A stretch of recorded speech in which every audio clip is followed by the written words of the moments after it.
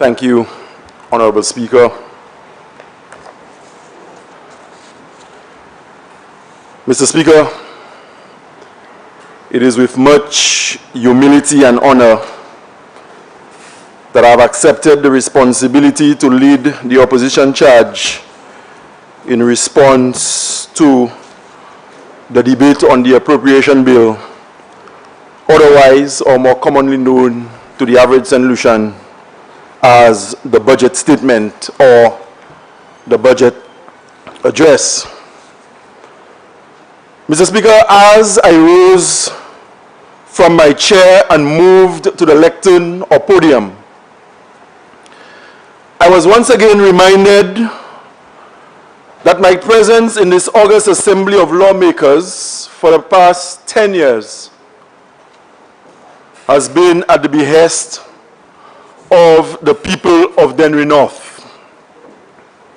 For the past 10 years, Mr. Speaker, they have been the proverbial wind beneath my political and parliamentary wings. Soon enough from today, our country will go through a general election. I'm happy to report, Mr. Speaker, that I've gotten a commitment from the people of Dennery North that a third term beckons, and that when the votes are counted and results declared, their expressions of joy, hope, satisfaction at the results will very succinctly be encapsulated and expressed by the simple, unambiguous tagline, Shawn again. And so, Mr. Speaker, I want to thank the people of Olio, Lapel, Richford, Despin, Gadet, Grand Riviere, Belmont, Larissus, Grand Riviere, and Dennery Riviere, Mr. Speaker. I want to thank them for having reposed their confidence in my ability to give expression to their concerns and their plight. Mr. Speaker, I want to express, with your indulgence, get well wishes to Gilroy, TJ, and Elias in my constituency. I also want to profit the opportunity with your indulgence and that of colleagues in the House to express condolences to Jane of Gadet and her family. She lost her son, Mr. Speaker, in an incident involving the police. And I know it's a very difficult and painful experience when a parent has to bury a child. Permit me, lastly, Mr. Speaker, with your indulgence, to express condolences to former Senator Joachim Henry and his family. And we all know that a few days ago, he lost his son suddenly in the United States of America. Mr. Speaker, last night we were treated to an exercise by the Prime Minister, one we have grown accustomed to, the presentation of the appropriation bill, or what we call the budget address. The display by the Prime Minister, Mr. Speaker, to use a cricket analogy, was a very unattractive innings, one that reminded me of the playing days of the member for Ancillary, where he had great difficulty getting the ball off the square. And at times, Mr. Speaker, not only did he struggle to time the ball and to get it off the square, at the end of every single over, he needed a water break. As if to suggest, Mr. Speaker, that what he was doing or what he was engaging in was so arduous and was so difficult. The presentation by the Prime Minister last night, Mr. Speaker, was flat. It lacked creativity. It failed to inspire the masses. And worse, Mr. Speaker, not a single sector in the St. Lucian society was able to draw or derive any confidence or inspiration from the utterances of the Prime Minister last night. If any, Mr. Speaker, perhaps, maybe, the hoteliers would have heard the Prime Minister suggest or hint to us that there will be increased airlift in the country next year. Mr. Speaker, a response could have been formulated or fashioned long before the Prime Minister took to the podium. We almost knew beforehand what he was coming with and what he was about to say. Same old, same old, same old. Warm up from the refrigerator, which will better resonate in Creole if I were to say another serving of découché. Mr. Speaker, he said he was going to create a modern healthcare system. We'd heard that before. He said that as a country we would be less dependent on fossil fuels. We heard that before. He said he was going to boost agriculture. And Mr. Speaker, he said that there would be the construction of hotels. But this time he was more careful. He did not promise the quantum that he would have promised previously. Mr. Speaker, after hearing the Prime Minister last night, should the banana farmers of this country be inspired? Did the utterances of the Prime Minister last night engender any kind of confidence in bus drivers, the nurses at the OKEU, the fisher folk, single mothers? Whom did he inspire with that budget address last night, Mr. Speaker? But I knew it was going to come to that, because this administration has wasted time, wasted 5 years, Mr. Speaker. And on the eve of elections, they have absolutely nothing to show after 5 years. 5 wasted years characterized by misguided priorities. And on the eve of election, Mr. Speaker, there is a scramble. There is a mad rush to complete projects. This will not work, Mr. Speaker. Failed promises. Where is the new St. Jude? Where are the bananas to France? Where are all the new hotels that we've been promised over a 5-year period? And where is the ching-ching in the pockets of St. Lucians, Mr. Speaker? Where is the new St. Lucia we were promised? Businesses are closing, and I know the easy retort is COVID. Crime is spiraling out of control. It will be difficult to attribute that to COVID. Mr. Speaker, the expectations of the average St. Lucian has been violated by this government. Last night, we heard the Prime Minister in his budget address speak about the Maleway. Maleway is a reality, whether we like it or not. And over time, Mr. Speaker, the meanings of word can change. Semantics can change over time because language is dynamic. Somebody who would have been referred to as a Maleway in the 1970s, and if you were to use that same label in 2021, you are not necessarily referring to the same class of individual. Maleway is a reality. Maleway is more of a social construct than we are prepared to appreciate. It basically speaks to where you are on that social pyramid. Like you also, Mr. Speaker, nous t'en Premier ministre a parlé about, il mentionnait Maleway. Et Maleway par défaut, comme on te croit en tant que passé, les yo kouyo ou Maleway, ou yo di moun si a Maleway actuellement. Ça ka simplement dit nous, c'est ou c'est un moun qui pas obligé ni tout ça ou besoin la vie. Mais nous pas pour regarder ça à cause de ça c'est un défaut qu'on moun pas ni ça. In every society there are persons who refer to as the little man. And Mr. Speaker, you do not care about the Maleway. You only speak about the Maleway. When the United Workers' Party came in, they attacked the social programs. They blamed single mothers for some of the difficulties we faced in the country. Vendors have been tormented, and it really hurts my heart, Mr. Speaker, to see the police in wrestling matches on the streets of our city with vendors who are trying to earn a living. Mr. Speaker, if I were to refer to page 26 of the budget address, subheading private sector achievements, The Prime Minister alluded to the fact that there are hundreds of young St. Lucians employed at the call centers. But he only mentioned Ojo Labs and ITEL PBO. I did not hear Actel or KM2.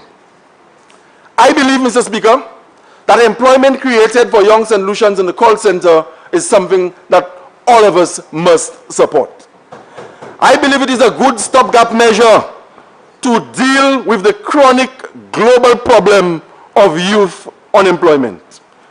Youth unemployment has been a crisis in this country and in the Caribbean for a long time. And if there are measures that the government will embark on to expand the employment program at those call centers, the St. Lucia Labour Party will support. We raised concerns about how Ojo Labs was set up, Mr. Speaker. We asked questions about the suite of concessions that they receive. But our argument and posture was never to deny young St. Lucians of employment opportunities. Mr. Speaker, on a point of elucidation. Honourable Member, are you giving? I'm yielding, Mr. Speaker. Thank you, Mr. Speaker. Does that mean that in support of the young people getting jobs, that if your party wins the election, you will not close down the call centers in Viewfort like Ojo Labs? Honourable Member. Mr. Speaker, thank you. Mr. Speaker, my understanding of the word by way of definition, elucidation, means that you're providing clarity. And I don't know that the member did that. Mr. Speaker, I will continue to say that, or repeat, that it is a good stopgap measure for the unemployment situation among young people. And the St. Lucia Labour Party will not be opposed. And I will go further to say, Mr. Speaker, notwithstanding we raise concerns about the suite of concessions that Ojo Lab receive, a St. Lucia Labour Party, contrary to what is being bandied around and what young people are being made to believe, will not close down Ojo Labs upon assuming office after the general elections. Mon lady, Mr. Speaker, Kweyol, that we got on a shy moon ka di se jou sa la, that le parti Labour forme gouvernement après élection qui ka veni, nous kay fermer Ojo Labs et puis l'autre call center qui en pays a. Mr. Speaker, moi vle di, that le nous entouye un gouvernement, c'est pas di voix nous, et nous bani pièce intention pour fermer pièce call center qui a employé jeunes moun en simple ici, qui c'est call center ça en sud pays ou qui yo en autre pays. Mr. Speaker, the Prime Minister on page 59 of the budget address, he mentioned the Dennery recording studio.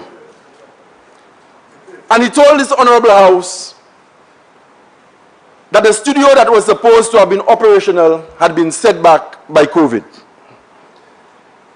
And that his government is committed to completing that particular facility this financial year. Mr. Speaker, I was hoping to hear more with respect to that particular facility in the Dennery Basin. Mr. Speaker, the Dennery Basin is an area that is laced with a lot of creative talents. And any government or any agency of central government or even statutory corporation that embarks on establishing such a facility in the Dennery Basin, Mr. Speaker, will get the support of the member for Dennery North.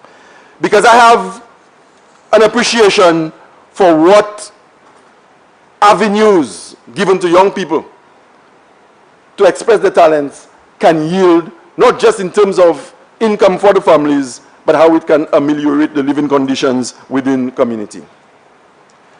Mr. Speaker, I will turn to a pet subject of mine, which the Prime Minister spoke about on page 74 of the budget address. Bananas, fig. The most bewildering, the most confusing, and perhaps, Mr. Speaker, the statement that surprised me the most in the entire budget address of the Prime Minister was when he said, and I quote, our government remains committed to St. Lucia's banana industry. Mr. Speaker, kila modisa en créole. Moi, je tombé sortir chaise, mais le temps premier ministre l'a dit au souhait. Dat gouvernement flambeau ça là, c'est un gouvernement qui nie l'intérêt femme figue en priorité pour le gouvernement. Mr. Speaker, everything we have seen in the banana industry, from the time the United Workers' Party assumed office in 2016, has been inimical to the advancement of the industry and the well-being of the average banana farmer in this country. But that commitment he spoke about was not manifested in the presentation. One little paragraph and 4 bullet points. In the front speech, 8 pages, banana was mentioned once. And that is when His Excellency referenced the name of the industry charged with providing oversight for that particular industry. Gouvernement a fait nous croire that yo ni fig kon yo bagay qui c'est une priorité pour yo. Ek me ka di, Mr. Speaker. Tout bagay nous jawe depuis gouvernement venu en office en 2016 pour actuellement, c'est bagay qui compte développement pharma fig et puis industrie fig en pays cette ici. I did not see the pre-election enthusiasm when the Prime Minister and the Minister for Agriculture won the campaign trail. There was an enthusiasm that characterized their disposition when they spoke about the banana industry. And it wasn't general statements they were making, you know. They were very direct when they told the farmers of St. Lucia that they had plans at an advanced stage to export bananas to France. And Mr. Speaker, 5 years later, you cannot export a bunch of bananas to France. And when I asked him last year to level, through you, Mr. Speaker, with the farmers, with the exception of the member for Castries South, every single one of us in here, we have held ministerial office. We know what it is like to make pronouncements as ministers. But sometimes programs do not come through. And sometimes due to no fault of ours. So if you had come and you had said to the farmers on the eve of elections that you had a market in France, level with the farmers and say, look, this was the intention, but for circumstances beyond our control, we are not able to carry through. But it is easy for you to sit there and see that as an attack. And this is not personal, Mr. Speaker. I live the experience of the average banana farmer. I see it before me every day. Furniture being repossessed. Utility bills cannot be met. And people who had already left the industry, they went back to cultivate. And the Prime Minister was correct when he said there was an increase in production. Yes, there was an increase in production. But production to where? And as a little boy, I remember those flat vans coming from Vieux-Fort. Let me say to you, and Mr. Speaker, you can relate to that too because you live in the banana belt. Those flat vans used to leave Vieux-Fort to come into the Mabuya Valley. During the days of field packing, and the rejected fruit would stay right there on the ground, on the farm. And those farmers from Auger, Vieux-Fort, they would come with their pickups, collect the bananas to go and feed to their cattle and their pigs. That has returned. Do you know why, Mr. Speaker? Because we had the increased production, but no markets. And if I ask you, the member for Barbono Free, Mr. Speaker, to level with the farmers and say, this was the intention, but it has not worked. You should not see that as being personal. We're talking about people's livelihoods here. Famate hakite. Yo vie planté fig, oui la tenir en chay production, ek nou plus fig de taper produit. Mais là, il est venu pour ces figues ça taper vendre, Mr. Speaker. La patrie pièce market, et ces femmes ça tenir pour héter ces figues ça, et aujourd'hui si nous venons ici, et qu'a dit ça en les behalf farmer, ça c'est un monde qui compte gouvernement, ça c'est un monde qui parle le programme gouvernement aller. Devant. You were the one who encouraged them to go back to the farms. You were the one in your yellow shirts. You had not assumed office as the government. You gave a guarantee You were very concise with your pronouncement. Kofi Glahodia. And I saw farmers who bought into the campaign rhetoric, Mr. Speaker. I can never forget Lulu from Belmont with his pump. Lulu peut pomper un pump glow. Il prend un 4x4 qui est pas que les bols qui can make glow comme un drum pour user fig. Because if the production, because fig en France. Et que les figs ça pas pour vendre. Il passe avant un régime. Et que dit moi si moi venir ici à Rodia pour parler contre ça, ça c'est un monde qui contre gouvernement. Ça c'est un monde qui parle le gouvernement aille devant. Auguste, Roman, Venos, Anselma, René, Selina, Pauli, Dylan, Lincoln, Boudou, Veno, Bailey, all those banana farmers, Mr. Speaker. There was a spring in their step going back to the farms, but their expectations have been violated. And we have seen nothing in the estimates or in the pronouncements by the Prime Minister to suggest that this government is making banana cultivation a priority in this country. There is still a very big role, an important role for the banana dollar in the economy of St. Lucia, and more so the rural economy, Mr. Speaker.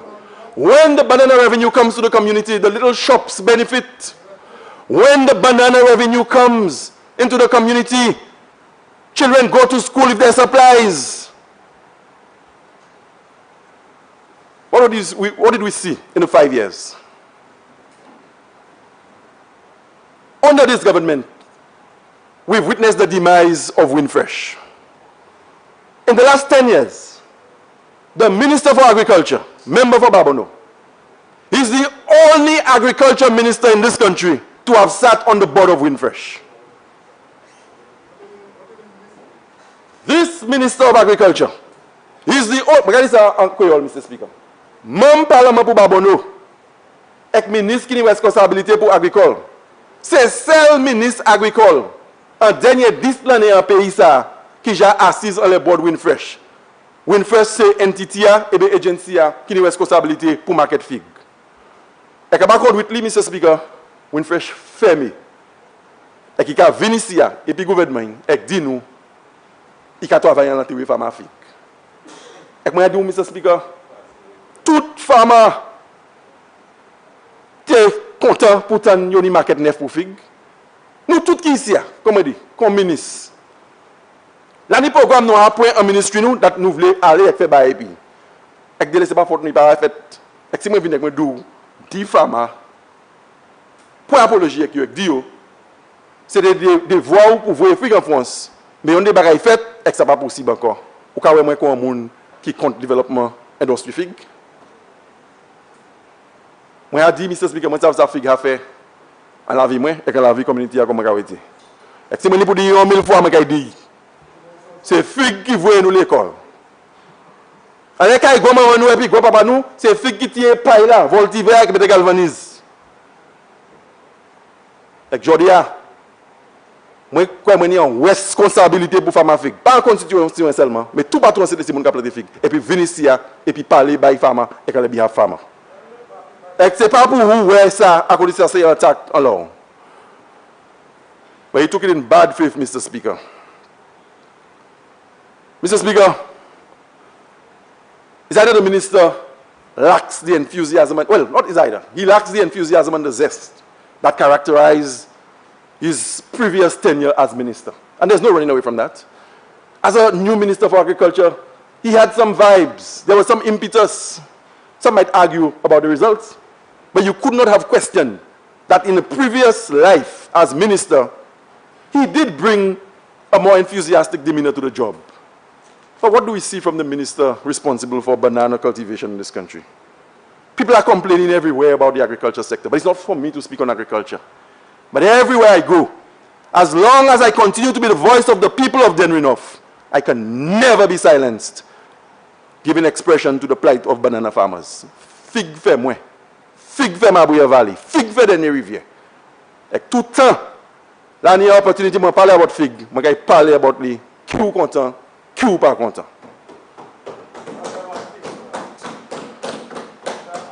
And you're telling me about, if only now I know that, it's only now I know that. You know how many banana producing families or families that rely on bananas that have to rely on remittances today? And I'm talking pre-COVID. We all know that the industry may never return to the glory days that we knew. And this is not your fault. World trade regulations changed the industry forever. And it's not your fault. But when we have to ascribe blame, where blame has to be ascribed, Mr. Speaker, allow us to speak. And don't see us as an enemy in the process of governance. There will always be a global demand for bananas. La règle toujours ni un demand pour moun manger figon la terre. Peut-être, les âges à venir, Mr. Speaker, pour nous garder pour vendre fig nous through OECS Commission. Because, quand nous te connaître, la tenue 4 pays, la Grenade, Dominique, Saint-Vincent et puis cette liste pour du fig. We know the islands bananas. Et donc, c'est fig fini net à Saint-Vincent. Il finit net la Grenade et puis Dominique. Except ici, c'est le seul pays. And we know the islands et puis OECS là, qui a planté fig commercially. Et qu'on a dit, nous pas ça assise. Et puis, servi OECS là comme market, qu'on nous savons vendre fig. Nous, Mr. Speaker? Et comme ça, nous savons OECS là ni an agri-desk or an agriculture unit. There is a trade unit. And I'm saying perhaps the time has come for us to explore the OECS as a potential market for our bananas. Mr. Speaker, I turn my attention to health. The Prime Minister spoke about health on pages 30 and 60 in the budget address circulated to honorable members. Section 4, beyond COVID-19. That is contained on page 60 and on page 30 under the caption Health is Wealth. Again, nothing new. OKEU will be transitioned. St. Jude will be completed. Health Center for Ancillary and Miku. What has happened to the Larissus Health Center? I have concluded, Mr. Speaker, that the Larissus Health Center has been decommissioned by this administration. Let me écouter le Premier ministre parler about healthcare. Il parle de rien neuf. Il parlait about health center, neuf ikai ouvert, en Anslawe, et puis en Miku. Et je dis Mr. Speaker, et puis dernier budget address avant l'élection, je dis turn about health center Larissus. Je dis si la décision gouvernement a point, that you bakay manger health center ça. Mais moi je dis gens en Denrenoff et puis moun qui a servi health center Larissus. That les Labour Party forme gouvernement, nous allons manger health center ça ba. So that moun au Lyon garder dernier vieux Belmont, l'appel Larissus, Despin, qui dit pour aller jic oui fond pour un docteur. Ou kay vieux servi health center là pour même raison qui était bâti. St. Jude is a mess. But they want to give you the impression that the healthcare system in St. Lucia as we speak is impeccable. Mr. Speaker, 48 hours ago, I had to respond to a call where a constituent needed a ride to St. Jude Hospital. And when we got there, Mr. Speaker, in fairness to the healthcare workers, they were able to attend to him almost immediately and in a very professional manner. He needed an X-ray. And we were told that there is no functioning X-ray equipment at the St. Jude Hospital. And that we would have to pay $200 to take him to Soufrière to get an X-ray. Mr. Speaker, you may encounter these things from time to time where machines break down.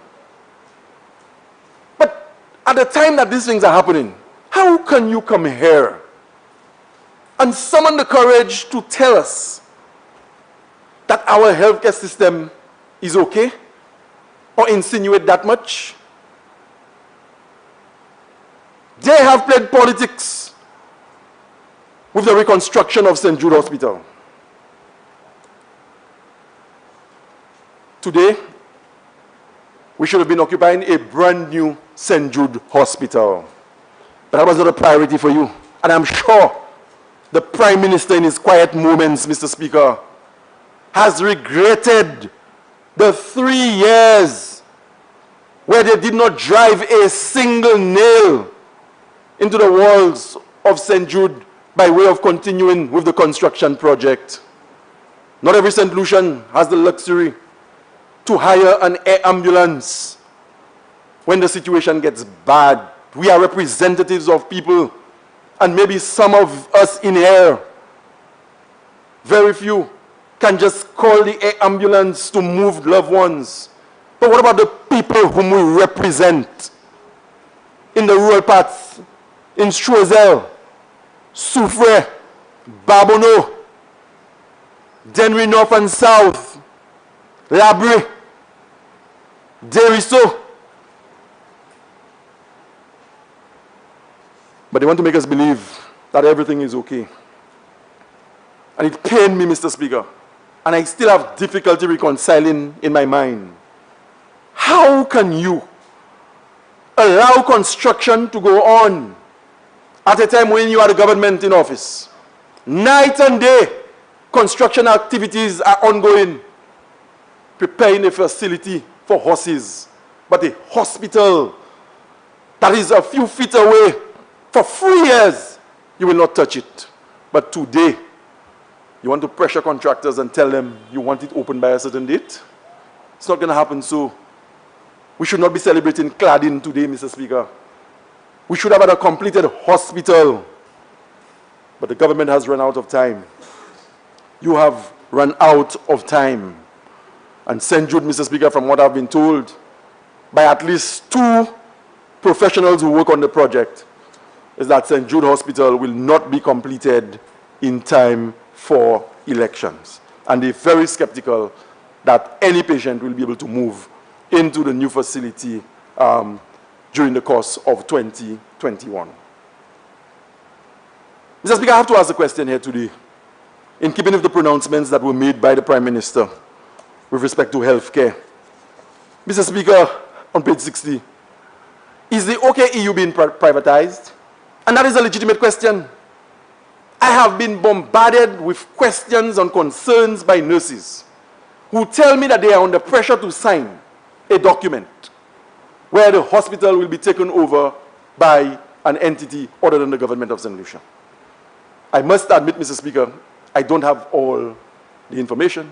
But as recent as yesterday, and the voice notes are still in my phone, where nurses are saying that they're being pressured to sign. Are we going to see a privatized OKEU? Is that the preferred modality in an environment where we probably don't have the resources? Let us have a frank discussion.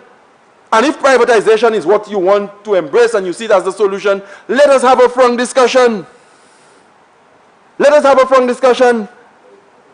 But it is not fair for parliamentary representatives to be bombarded by questions, Mr. Speaker, from nurses who do not know their fate. Mr. Speaker,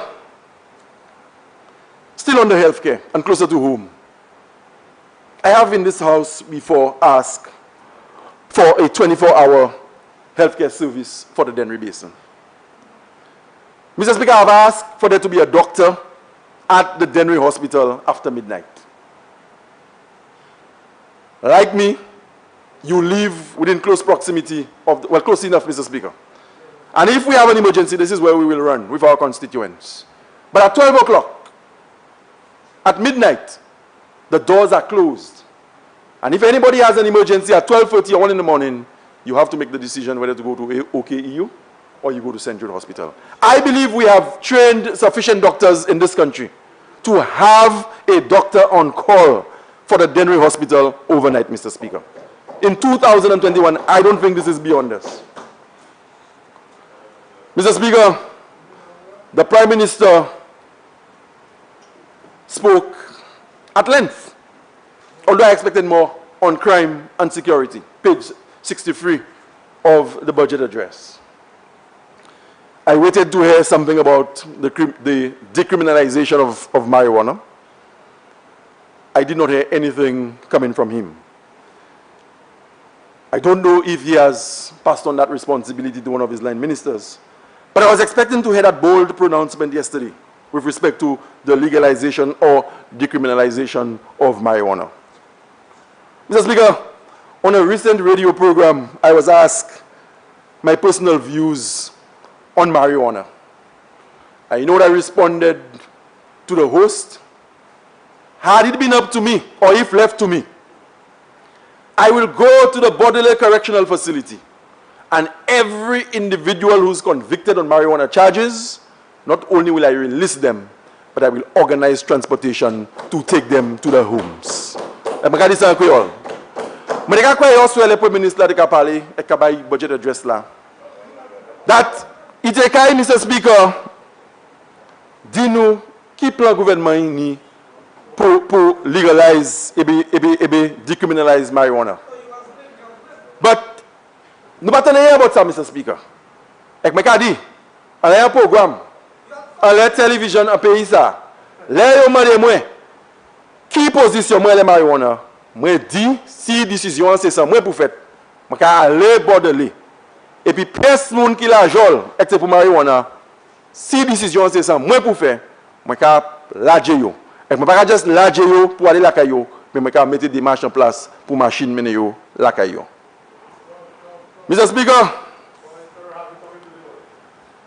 the fire service still under the security.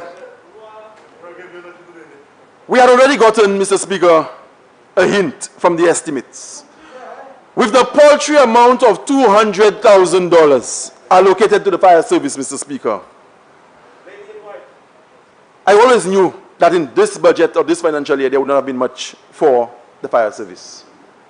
And almost to make up for having been chided during the debate on the estimates for not having sufficient in the budget for the fire service, the Prime Minister gave a very cursory mention to the fire service. What did he say? They have received training and they've also received some ventilators. There are issues with the fire service. There are issues as it relates to promotion. There are issues as it relates to the comfort levels in some of the stations.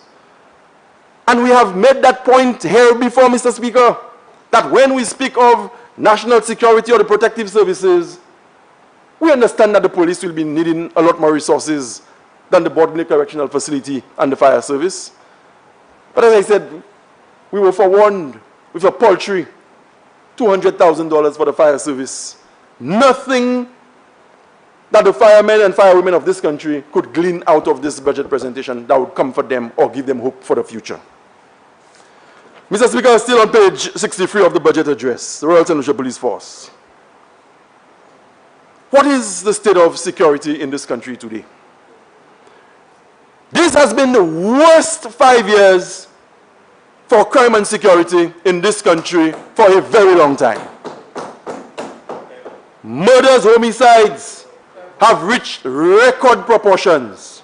But Mr. Speaker, we have to be very, very careful to not come across and make it seem as if we are celebrating crime. This is dangerous. And I abhor any politician or political organization that tries to piggyback on crime to score points. There's a lot we could have said. Even our supporters tell us that we're too quiet. But there is a danger in trying to score points when you see the crime situation spiraling out of control. And the political interference right before our eyes in the Royal St. Lucia Police Force cannot help the situation. In as much as crime is a soft underbelly that can be exploited if you want to score cheap political points. It's an easy place to attack. But that is not us, Mr. Speaker. We understand that too well. It wasn't us. When there was a spike in the homicide rate leading to the elections of 2016, it wasn't us. We were not the ones who said it was Kenny's fault. And all of us in here can remember the famous quote, Kenny can't, but I will. It was convenient.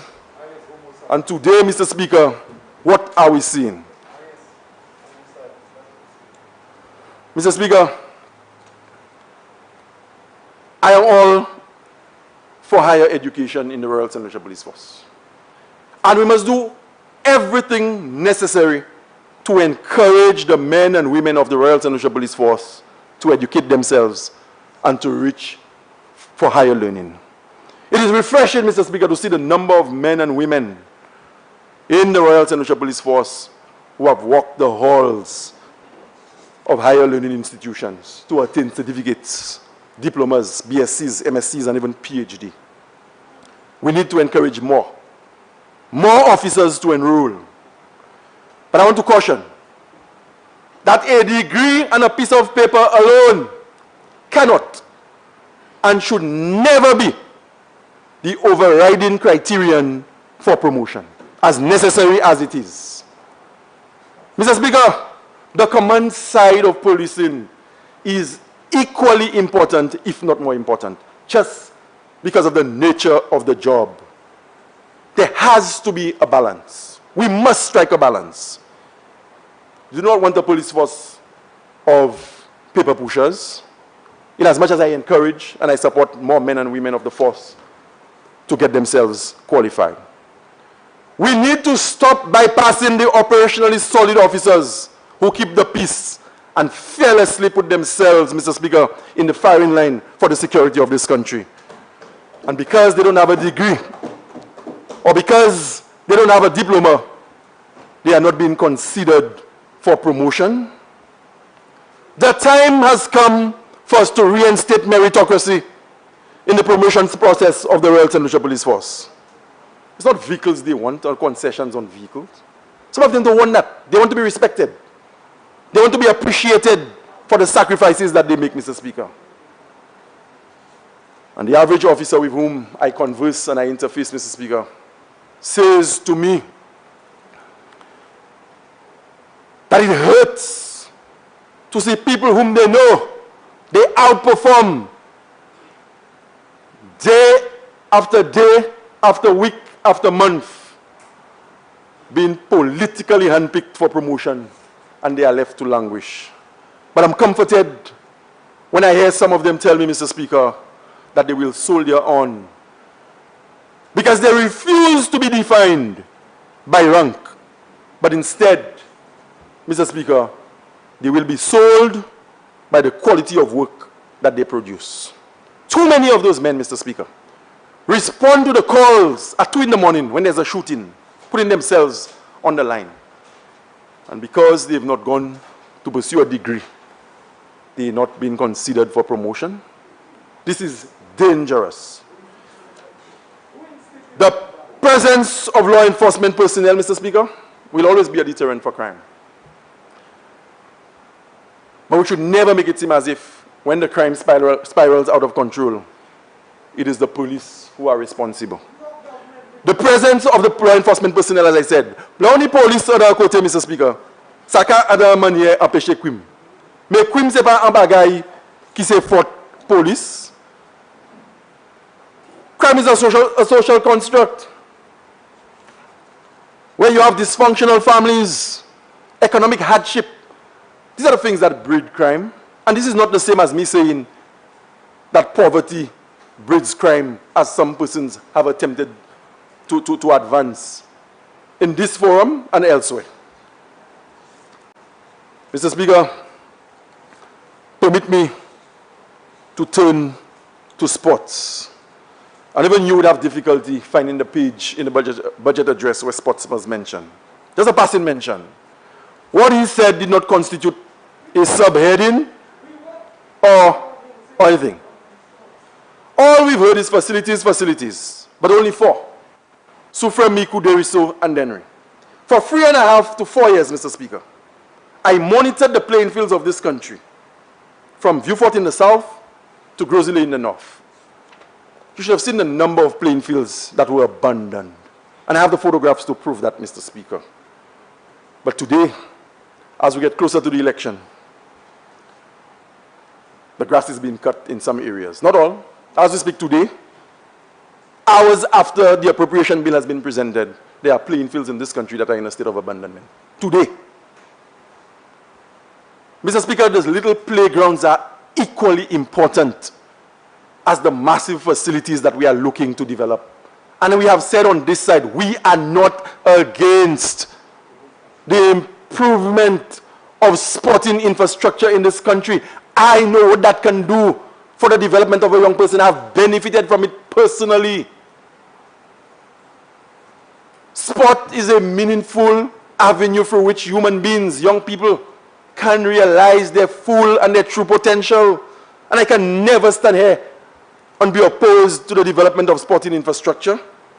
But I'm saying, Mr. Speaker, whilst we develop and we expand and we establish modern facilities, let us not forget the little playgrounds. That is where a lot of us started, the little playgrounds. Mr. Speaker, after 5 years, Mr. Speaker, after 5 years, Mr. Speaker, what are the achievements in this particular area of national development? In 4.5 years, we were able to build, Mr. Speaker, community pavilions. We refurbished playing fields. We installed lights. We supported elite athletes. We held quarterly meetings with all associations to ensure that we monitored their programming, Mr. Speaker. We sat with national federations. We supported community programs. We refurbished courts. We built courts.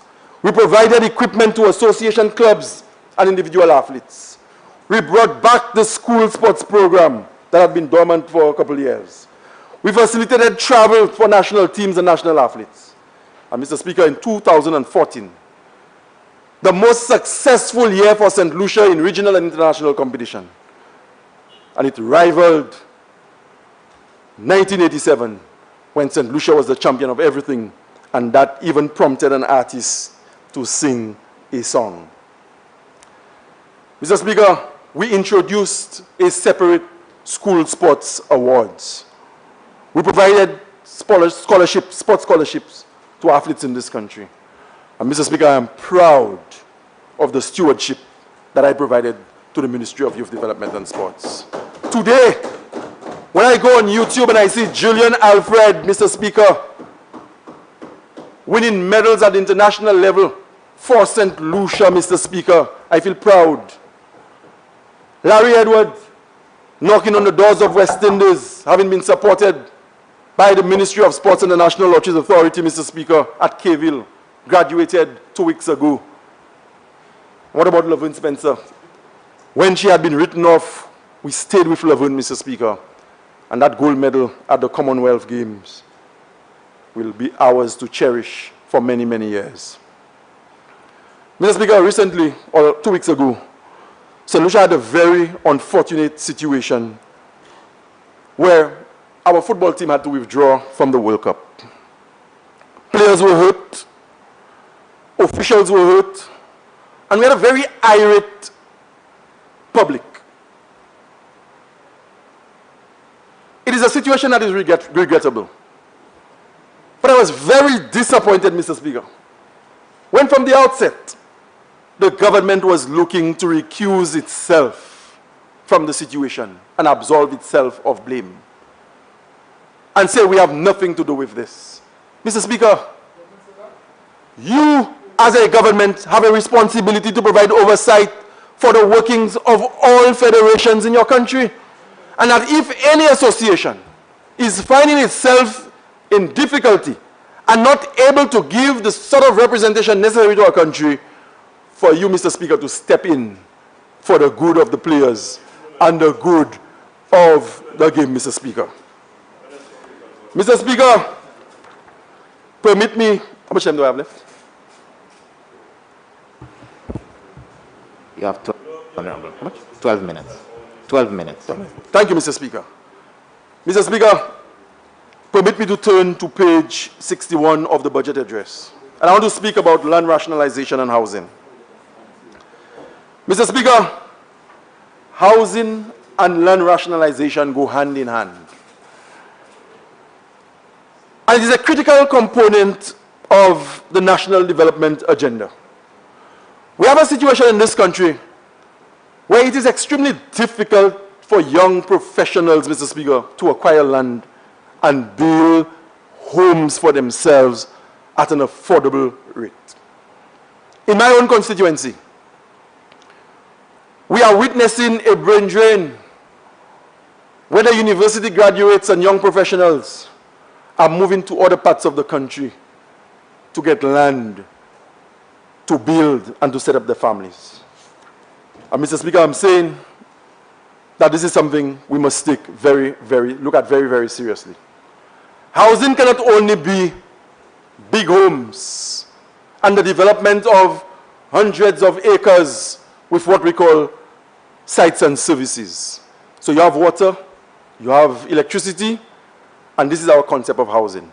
I am saying the time is right for us to redefine housing development in this country and pay attention to the small plywood structures that exist in all our constituencies, Mr. Speaker. Mr. Speaker, as we speak in Dennery North, still on the housing, Mr. Speaker, we have two main entities from government presiding over land rationalization in the constituency. You have the PROUD program and you have Invest St. Lucia, Mr. Speaker. Sometime last year, the minister responsible for housing and member for Castries Southeast stood in this honorable house and he said that the people of Olio, who have been under the PROUD program for a very long time now, Mr. Speaker, will be receiving the lands that they've been occupying, to paraphrase, free of charge. And I welcome that development, Mr. Speaker. But 1 mile down the road, Invest St. Lucia, in typical Invest St. Lucia fashion, Mr. Speaker, moves in. Very little or no consultation with the Office of the Parliamentary Representative or other stakeholder organizations in the community.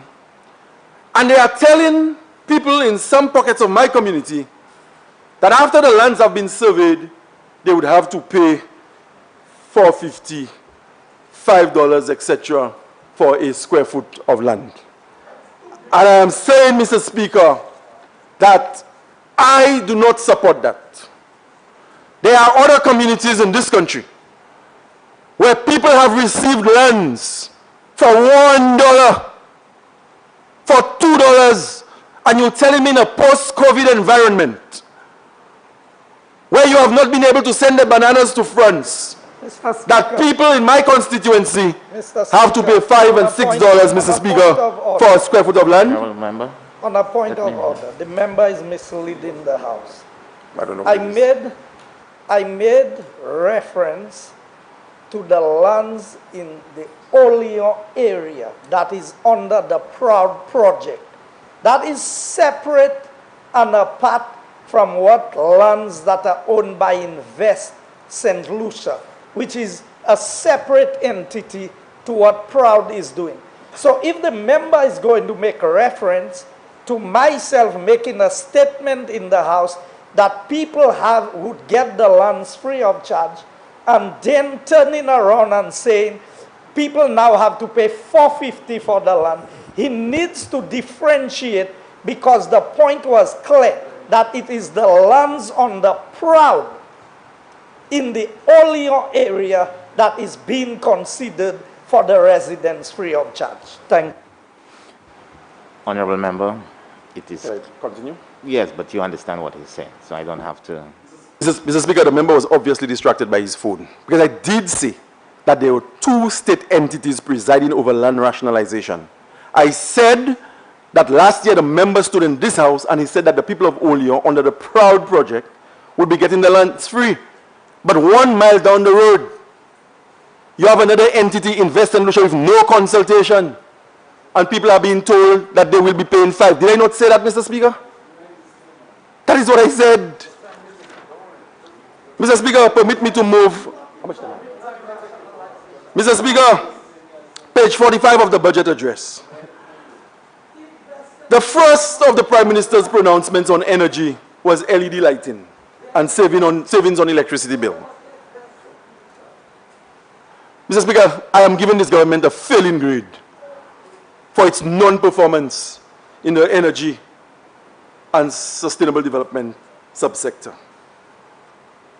You would have thought that 5 years, Mr. Speaker, after we lost the wind farm in Dennery, the government would be coming here to announce an alternative.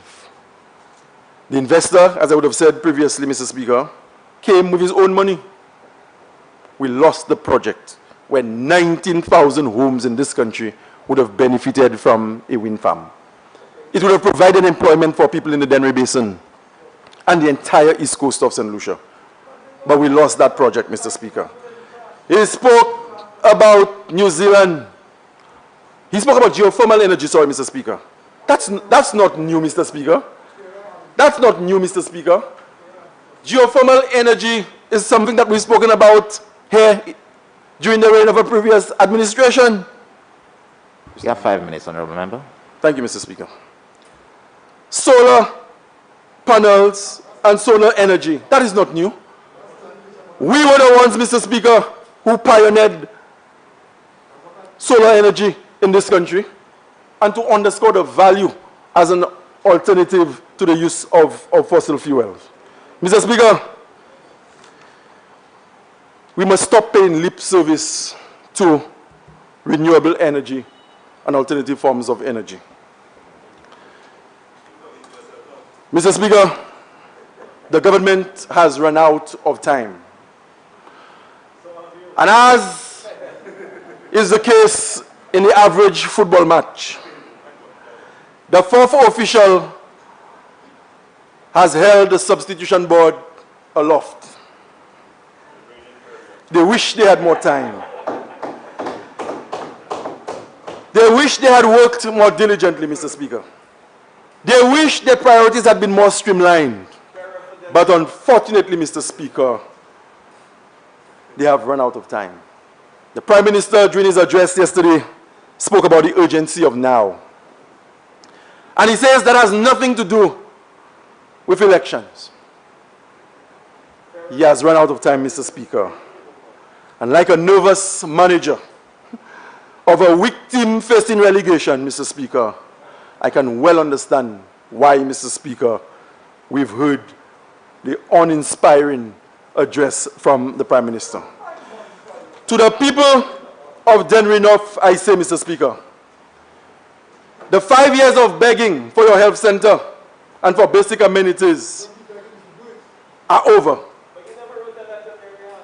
Being starved of state resources, Mr. Speaker, will soon from today be a thing of the past. We will keep our focus in Dennery North, Mr. Speaker. We will not allow ourselves to be drawn into any indiscretion at this late political hour. But we will never cower. We will never be silenced. And we will never be the dry bones on the floor of national politics, as was said by His Excellency during the throne speech. Honourable Member for Castries East and Leader of the Opposition, Mr. Speaker, the St. Lucia Labour Party will be marching to victory. And his experience and steady hands, coupled with his humility, Mr. Speaker, will make St. Lucia a better place for it. Through you, Mr. Speaker, I want to say to the Prime Minister, through you, that I agree with you, member for Mikud South, Mr. Speaker. I agree with him. Take your time to call the election. Take all the time you want. You can delay or you can advance. That is your prerogative. But the one thing I know that you cannot influence is the outcome. The outcome of the next general election is inevitable. It will be victory for the St. Lucia Labour Party. And as I said, Mr. Speaker, in my preamble, when the votes are counted in Dennery North, it will be a very simple expression of joy, satisfaction and hope, encapsulated in a very unambiguous tagline, Shawn again. Thank you, Mr. Speaker. This is my contribution to the debate on the Appropriation Bill 2021-2022.